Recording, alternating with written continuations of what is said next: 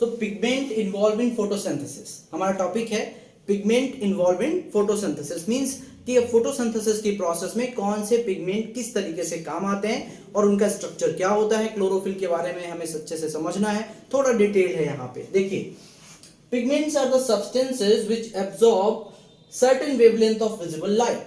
Visible light की बात करेंगे, मैं आपको ये भी टॉपिक पढ़ाऊंगा फोटोसिंथेटिक एक्टिव रेडिएशन PAR के बारे में, कि विजिबल स्पेक्ट्रम में जो हमारी विजिबल लाइट है जो कि फॉल होती है 400 नैनोमीटर से 700 नैनोमीटर के बीच में, सिर्फ विजिबल लाइट की बात हो रही है। तो उस विजिबल लाइट को जो एब्जॉर्ब करता है, जो पिगमेंट जो सब्सटेंस इन्वॉल्व करते हैं, वही है हमारे पिगमेंट्स।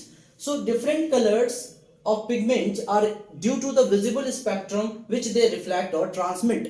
कोई भी कलर दिखाई देता है, इतना तो फिजिक्स में हम लोगों को पढ़ाया जाता है कि जैसे कोई भी कलर हमें दिख रहा है, ग्रीन लीव्स जो है ना वो ग्रीन दिखाई दे रही है, तो ग्रीन जो है इसका मतलब वो ग्रीन कलर जो है वो रिफ्लेक्ट कर रही है लाइट के अंदर। जो ग्रीन जैसे स्प्लिट होता है ना प्रिज्म के थ्रू, जब हम व्हाइट लाइट को पास कराते हैं तो 7 कलर्स हमें दिखते हैं बिब्ग्योर के फॉर्म में। तो जो ग्रीन कलर है वो क्या हो जा रहा है, लीफ रिफ्लेक्ट कर दे रही है, इसलिए वो हमें ग्रीन दिखाई दे रही है। तो जो भी पिगमेंट हमें दिखते हैं, जो भी कलर हमें दिखता है उन पिगमेंट्स के अंदर, उसका मतलब होता है कि वो ट्रांसमिट कर रहे हैं या उस कलर की लाइट को रिफ्लेक्ट कर रहे हैं, जो भी कलर के वो दिख रहे होते हैं। Chlorophyll and carotenoids are the two major groups of the pigment found in higher plants। Plants के अंदर दो ग्रुप होते हैं मेनली, जो हमारा पिगमेंट सिस्टम है उसमें। एक तो हमारा क्लोरोफिल और दूसरा हमारा ये कैरोटेनॉइड्स। क्लोरोफिल एंड कैरोटेनॉइड्स दो पिगमेंट है बेटा यहाँ पे। सबसे पहले हम बात करेंगे क्लोरोफिल के बारे में, अब ध्यान से सुनिएगा बहुत। These are green pigments of plants। Plants के green pigments होते हैं chlorophyll. The empirical formula for chlorophyll A is C55H72O5N4Mg। C55H72O5N4Mg। अब आपको बिल्कुल रटने की जरूरत नहीं है, इसको मैं बहुत अच्छे से आपको बताऊंगा कि कैसे इस फॉर्मूला को आपको लर्न करना है। सेकेंड अगर बात करें, और देखिए कलर कौन सा है, ब्लू ग्रीन कलर का होगा, ये क्लोरोफिल ए। और यह भी बताऊंगा कि क्लोरोफिल ए यूनिवर्सल पिगमेंट कहा जाता है। क्लोरोफिल बी की बात करें तो C55H70O6N4Mg। थोड़ा सा डिफरेंस है दोनों फार्मूला में, वो डिफरेंस कहाँ है एग्जैक्टली वो मैं बताऊंगा आपको।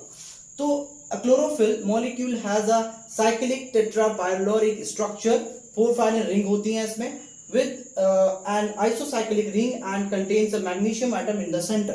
ये बेसिकली, अब आप थ्योरेटिकली भी सुन रहे हैं कि ये स्ट्रक्चर कैसा होता है, तो आपको थोड़ा टफ लग रहा होगा, ऐसा कुछ भी नहीं है। अभी मैं स्ट्रक्चर बनाऊंगा, आपको दिखाऊंगा, और तब आपको समझ में आएगा कि ये 4 फाइनल रिंग्स होती हैं, ये पायरोल हेड होता है, ये फाइटोल टेल होती है, किसी एक फाइटोल रिंग के साथ एक फाइटोल टेल अटैच होती है, तो टेल उसको कह देते हैं। तो ये लिखा है phytol chain is attached to one of the pyrrole ring. तो 4 फाइनल रिंग्स हैं, आइसोसाइक्लिक रिंग्स हैं, और उन्हीं में से किसी एक रिंग के साथ अटैच होती है फाइटोल चेन, जिसको टेल कह देते हैं। तो अभी इसके स्ट्रक्चर के बारे में पढ़ेंगे, और इसके सेंटर में मैग्नीशियम एटम है।